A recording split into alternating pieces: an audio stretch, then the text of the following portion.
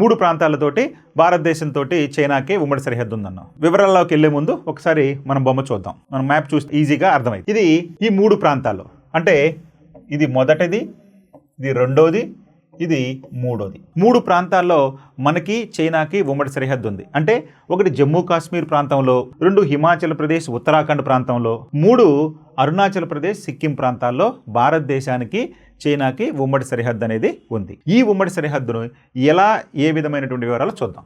ఇప్పుడు ఈ మూడింటిని మనం ఏం చేద్దామంటే గుర్తుంచుకుందామంటే జమ్మూ కాశ్మీర్లో ఉన్న ప్రాంతాన్ని పశ్చిమ సెక్టార్ అని, హిమాచల్ ప్రదేశ్ ఉత్తరాఖండ్ ప్రాంతంలో దాన్ని మధ్య సెక్టార్ అని చెప్పి, అరుణాచల్ ప్రదేశ్ మరియు సిక్కింలో ఉన్న ప్రాంతాన్ని మనం తూర్పు సెక్టార్ అని 3 సెక్టార్లుగా విభజించుకుందాం. అంటే 3 ప్రాంతాలని 3 సెక్టార్లు చేసాం అది ఉన్నటువంటి దిక్కును బట్టి. ఇప్పుడు పశ్చిమ సెక్టార్ గురించి చూద్దాం. పశ్చిమ సెక్టార్ అంటే జమ్మూ కాశ్మీర్ ప్రాంతం. భారతదేశంలోని జమ్మూ కాశ్మీర్ చైనాలోని సికియాంగ్ ప్రావిన్స్ మధ్య ఈ ప్రాంతం ఉంది. అంటే భారతదేశంలోని జమ్మూ కాశ్మీర్ ప్రాంతం, చైనాలోని సికియాంగ్ ప్రావిన్స్ ప్రాంతం ఈ పశ్చిమ సెక్టార్లో ఉంది.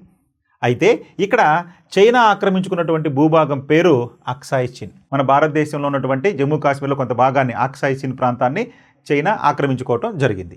ఇక్కడ ఉన్న సరిహద్దు రేఖను మనం line of actual control LAC వాస్తవాధీన రేఖ అని కూడా అంటారు. ఓకేనండి. సో ఈ విధంగా చైనా వాళ్ళు ఆక్రమించుకున్నటువంటి దానిని మనం అక్కడ ఏమన్నామంటే line of actual control LAC అని కూడా మనం పిలుస్తాం. చూడండి ఇక్కడ ఈ పటంలో మనకి ఈజీగా ఉంటుంది. చూడండి ఇక్కడ చూస్తే ఇది అక్సాయ్ చిన్ ప్రాంతం, ఇది లైన్ ఆఫ్ కంట్రోల్, ఇది LAC లైన్ ఆఫ్ కంట్రోల్ ప్రాంతం. ఈ గ్రీన్ కలర్లో ఉన్నదంతా కూడా అక్సాయ్ చిన్ ప్రాంతం. ఇది చైనా వాళ్ళు మన దగ్గర ఆక్రమించుకున్నటువంటి ప్రాంతం. ఓకేనండి. సో ఈ విధంగా ఈ అక్సాయ్ చిన్ ప్రాంతం అనేది ఈ పశ్చిమ సెక్టార్లో ఉంది. అంటే పశ్చిమ సెక్టార్లో చైనా వాళ్ళు భారతదేశం నుంచి ఆక్రమించుకున్నటువంటి ప్రాంతం ఏంటంటే అక్సాయ్ చిన్ ప్రాంతం. ఓకేనండి. సో మరి చైనా ఏ ప్రాంతం ఉందండి? సికియాంగ్ ప్రావిన్స్ ప్రాంతం. ఇదంతా కూడా చైనాకి సంబంధించినటువంటి సికియాంగ్ ప్రాంతం, మన భారతదేశానికి సంబంధించినటువంటి జమ్మూ కాశ్మీర్ ప్రాంతం. ఓకే అండి. ఇక మధ్య సెక్టార్. మధ్య సెక్టార్ అంటే ఏం చెప్పుకున్నామండి? ఈ మధ్య సెక్టార్ భారతదేశంలో ఉన్నటువంటి ఉత్తరాఖండ్, హిమాచల్ ప్రదేశ్ రాష్ట్రాలు, అదేవిధంగా చైనాలోని టిబెట్ ప్రాంతం. అంటే ఈ మధ్య సెక్టార్లో భాగంగా ఏ ప్రాంతాల మధ్య భారతదేశానికి చైనాకి సరిహద్దుగా ఉందంటే చైనాలోని టిబెట్ ప్రాంతం, అదేవిధంగా భారతదేశంలోని ఉత్తరాఖండ్, హిమాచల్ ప్రదేశ్ ప్రాంతాలు మనకి సరిహద్దులుగా ఉన్నాయి ఈ మధ్య సెక్టార్ ప్రాంతంలో. ఇదిగోండి ఇది మధ్య సెక్టార్ ప్రాంతం, మిడిల్ సెక్టార్. ఇది సుమారుగా 554 కిలోమీటర్ల పొడవు, 554 కిలోమీటర్ల పొడవైనటువంటి సరిహద్దు ఉంది. అదే పశ్చిమ సెక్టార్లో ఎంత సరిహద్దు ఉందండి ఉమ్మడిగా? 2176 కిలోమీటర్లు. సో ఈ విధంగా మనకి చైనాకి భారతదేశంకి ఈ విధమైనటువంటి ఇది ఉంది. ఓకే అండి. రైట్. మూడవ ప్రాంతం ఏంటండి? తూర్పు సెక్టార్. మరి తూర్పు సెక్టార్లో చైనాలోని టిబెట్ ప్రావిన్సు, భారతదేశంలోని అరుణాచల్ ప్రదేశ్, సిక్కింల మధ్య ఉంది. అంటే ఈ తూర్పు సెక్టారు చూస్తే మనకి ఇక్కడ బొమ్మలో చూస్తే కనుక ఇదిగోండి ఇక్కడ సిక్కిం ప్రాంతం, అదేవిధంగా ఇక్కడ అరుణాచల్ ప్రదేశ్ ప్రాంతం. ఈ రెండు ప్రాంతాలు భారతదేశంతో చైనాకి ఉమ్మడి ప్రదేశాలకి సరిహద్దుగా ఉన్నటువంటి ప్రాంతాలుగా మనం చెప్పుకుంటాం. అంటే చైనాకి సంబంధించినటువంటి టిబెట్ ప్రావిన్సు, భారతదేశానికి సంబంధించినటువంటి సిక్కిము, అరుణాచల్ ప్రదేశ్, ఇవి రెండు మధ్య భారతదేశానికి చైనాకి ఉమ్మడి సరిహద్దులు ఉన్నాయి. మరి ఇక్కడ ఎందుకు వివాదం చూద్దాం. వాస్తవానికి పశ్చిమ సెక్టార్లోనేమో అక్సాయ్ చిన్ ఆక్రమించడం వల్ల వివాదం ఏర్పడింది, అక్కడ వివాదమైనటువంటి ప్రాంతం. మరి మధ్య సెక్టార్లో మాత్రం మనకి అంత వివాదం అనేది లేదు, సరిహద్దులు అనేవి ఖచ్చితమే. కానీ మళ్ళీ ఈ తూర్పు సెక్టార్లో అత్యధికంగా వివాదాస్పదంగా ఉంది. సో ఇక్కడ ఏంటో వివాదాస్పదం చూద్దాం. ఇక్కడ చైనా ఆక్రమించుకున్న ప్రాంతానికి ఉన్నటువంటి పేర్లు సమత్ జంగ్, అదేవిధంగా తవాంగ్ ప్రాంతాలు. అంటే ఈ ప్రాంతంలో, ఈ తూర్పు సెక్టార్లో చైనా వాళ్ళు మన భారతదేశం నుంచి ఆక్రమించుకున్న ప్రాంతాలు ఏంటయ్యా అంటే సమత్ జంగ్ మరియు తవాంగ్ ప్రాంతాలు. ఈ ప్రదేశంలో భారత్ చైనాల మధ్య సరిహద్దు రేఖే మెక్మోహన్ రేఖ. అంటే ఇందా కృత్రిమ సరిహద్దు అనుకున్నాం కదండి, ఆ కృత్రిమ సరిహద్దు భారతదేశానికి చైనాకి మధ్య ఉన్నటువంటి కృత్రిమ సరిహద్దునే మనం మెక్మోహన్ రేఖ అంటాం. ఈ మెక్మోహన్ రేఖ అనేది భారతదేశానికి చైనాకి మొత్తం సరిహద్దు రేఖ కాదు, కేవలం తూర్పు సెక్టార్లో ఉన్నటువంటి సరిహద్దు రేఖే ఈ మెక్మోహన్ రేఖ. అంతేగాని పశ్చిమ సెక్టార్లో కానీ మధ్య సెక్టార్లో కానీ చైనాకి భారతదేశానికి ఉమ్మడి సరిహద్దు ఈ యొక్క మెక్మోహన్ రేఖ కాదు. ఇది మీరు గుర్తుపెట్టుకోవాలి. రైట్. దీనిని 1914లో చైనా దేశం అంగీకరించడం లేదు. అంటే వాస్తవానికి దీన్ని 1914లో గుర్తించినప్పటికీ దీనిని అంటే ఈ మెక్మోహన్ రేఖను చైనా దేశం అంగీకరించడం లేదు.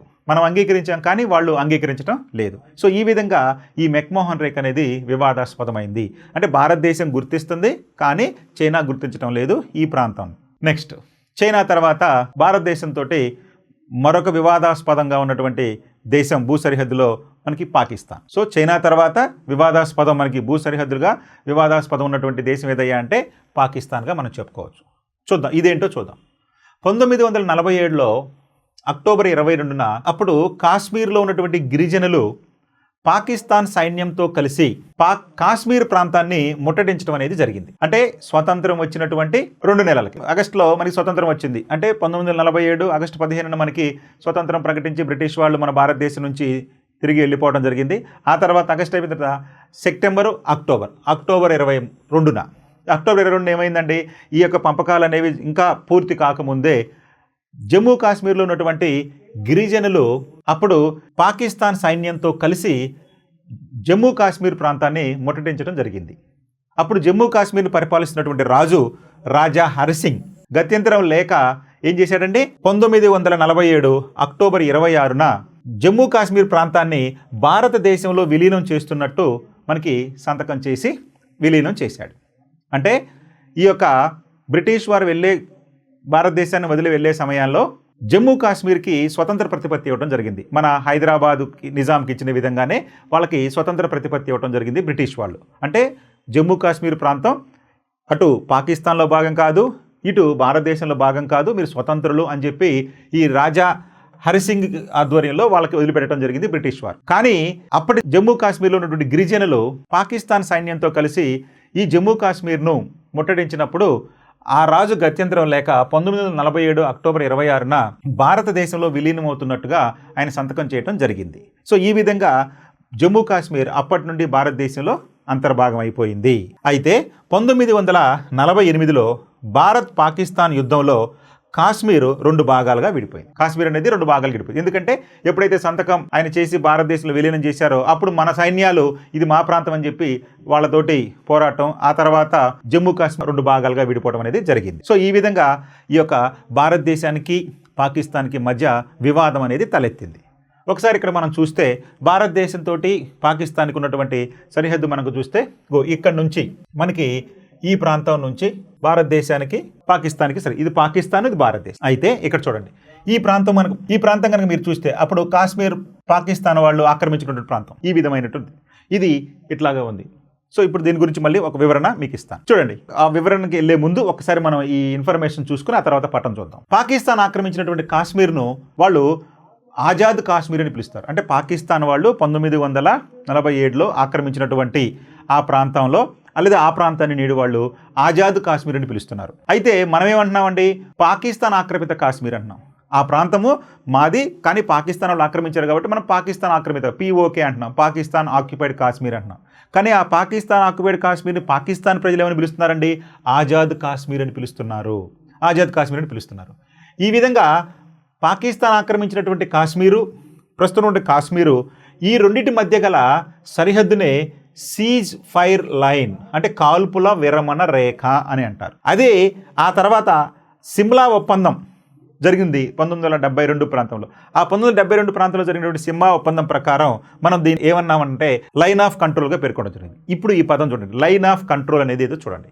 ఇక్కడ this is called line of control. ఎందుకంటే ఈ ప్రాంతాన్ని ఇక్కడ దాకా వచ్చేసారు వాళ్ళు. దీన్ని మనము ప్రస్తుతం ఈ ప్రాంతం అంతా కూడా పాకిస్తాన్ ఆధీనంలోనే ఉంది. దీన్ని పాకిస్తాన్ వాళ్ళు ఏమంటున్నారయ్యా అంటే ఆజాద్ కాశ్మీర్ అంటున్నారు. మనం ఏమంటున్నామంటే పాకిస్తాన్ ఆక్రమిత కాశ్మీర్ అని చెప్పి పిలుస్తున్నాం. సో ఇది POK, పాకిస్తాన్ ఆక్యుపైడ్ కాశ్మీర్. ఓకేనండి. ఈ చిన్న భాగం ఉంది కదా, ఇది సియాచిన్ గ్లేషియర్. భారత భూభాగంలో ఉంది సియాచిన్ గ్లేషియర్. అంటార్కిటికా ఖండాల తర్వాత భూభాగం మీద అతిపెద్ద హిమనీనదం ఉన్నటువంటి ప్రాంతం ఈ సియాచిన్ గ్లేషియర్ ప్రాంతం. అంతేకాకుండా ప్రపంచంలోకే అత్యంత ఎత్తైన ప్రాంతంలో ఉన్నటువంటి యుద్ధ భూమిగా కూడా దీన్ని పేర్కొనడం జరుగుతుంది. సో ఈ విధంగా ఈ యొక్క లైన్ ఆఫ్ కంట్రోల్ అనేది వచ్చింది. ఇది ఈ యొక్క పాకిస్తాన్కి మన భారతదేశానికి ఉన్నటువంటి ఒక వివాదం. మరికొన్ని వివాదాల గురించి చూద్దాం. ప్రస్తుతం మనం జమ్మూ కాశ్మీర్లో వివాదాస్పద ప్రాంతం చెప్పుకున్నాం కదా, సియాచిన్ ప్రాంతం అనేది ఎక్కడుందండి సియాచిన్ ప్రాంతం, ఇప్పుడే చెప్పుకున్నాం కదా, ఇది సియాచిన్ ప్రాంతం, 2 కొమ్ముల మధ్యలో ఉంది సియాచిన్ ప్రాంతం. అదేవిధంగా ప్రపంచంలో అత్యంత ఎత్తైన యుద్ధ క్షేత్రంగా కూడా ఈ సియాచిన్ పేర్కొంటారు. అదేవిధంగా అంతర్జాతీయ సరిహద్దు అంటే భారతదేశానికి పాకిస్తాన్కి మధ్య ఉన్నటువంటి అంతర్జాతీయ సరిహద్దు రేఖ ఏమన్నా అంటే ర్యాడ్ క్లిఫ్ అని చెప్పన్నాం. ఎక్కడుందండి ర్యాడ్ క్లిఫ్, ఇదిగోండి ఇది ర్యాడ్ క్లిఫ్ లైన్. ఇక్కడ నుంచి తీసుకుంటే ఇది ర్యాడ్ క్లిఫ్ లైన్, వివాదం లేనటువంటి ఈ ప్రాంతం, ఇది ర్యాడ్ క్లిఫ్ లైన్. అర్థమైందండి, ఇది ర్యాడ్ క్లిఫ్ లైన్. అదేవిధంగా ఇది వచ్చేసి line of control, LOC line of control. ఇది ర్యాడ్ క్లిఫ్, ఇది లైన్ ఆఫ్ కంట్రోల్. ఓకే అండి, ఈ ర్యాడ్ క్లిఫ్ అవార్డు, ఇది ర్యాడ్ క్లిఫ్ అవార్డు ఏదో చూద్దాం. ఈ అవార్డు ప్రకారం సర్ ర్యాడ్ క్లిఫ్ అనే వ్యక్తి 1947లో భారతదేశాన్ని 3 భాగాలుగా విభజించాడు, అంటే స్వతంత్రం వచ్చే సమయంలో. అవేంటయ్యా అంటే 1 భారతదేశం, 2 పశ్చిమ పాకిస్తాన్, 3 తూర్పు పాకిస్తాన్. దాన్నే మనం ఇప్పుడు బంగ్లాదేశ్ అని చెప్పి పిలుస్తున్నాం. ప్రస్తుతం ఈ ర్యాడ్ క్లిఫ్ రేఖ భారతదేశం పాకిస్తాన్ మధ్య సరిహద్దుగా ఉంది, చెప్పుకున్నాం కదండి. ఎక్కడుందండి ఈ రెడ్ క్లిఫ్, ఈ రెడ్గా కనిపిస్తున్నటువంటి లైన్ అంతా కూడా ర్యాడ్ క్లిఫ్ లైన్గా మనం పేర్కొన్నాం. అదేవిధంగా సియాచిన్ హిమానీనదం వద్ద భారత్ పాకిస్తాన్లకు మధ్య సరిహద్దుగా ఉన్నటువంటి పర్వతాలు సాల్టోరా పర్వతాలు. అంటే ఈ సియాచిన్ ప్రాంతంలో ఇక్కడ అంటే కారాకోరం పర్వతాల్లో ఉన్నటువంటి చిన్న పర్వత పంక్తే ఈ సాల్టోరా పర్వతాలుగా మనం పేర్కొంటాం. ఓకే అండి, ఇక మరొక వివాదం పాకిస్తాన్కి మన భారతదేశానికి, అదేంటంటే సర్ క్రీక్ వివాదం. ఈ సర్ క్రీక్ వివాదం అని చూడండి, ఇది గుజరాత్లో ఉన్నటువంటి ప్రాంతం. ఈ వివాదం భారత్ పాకిస్తాన్ల మధ్య ఉంది.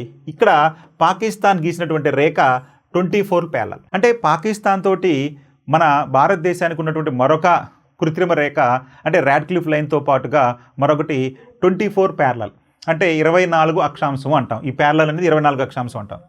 వాస్తవానికి ఇది పాకిస్తాన్ గుర్తించింది, కానీ మనం దీన్ని గుర్తించడం జరగలేదు. కాబట్టి ఇది 24 ఉత్తర అక్షాంశం, కానీ మనం దీనిని గుర్తించలేదు.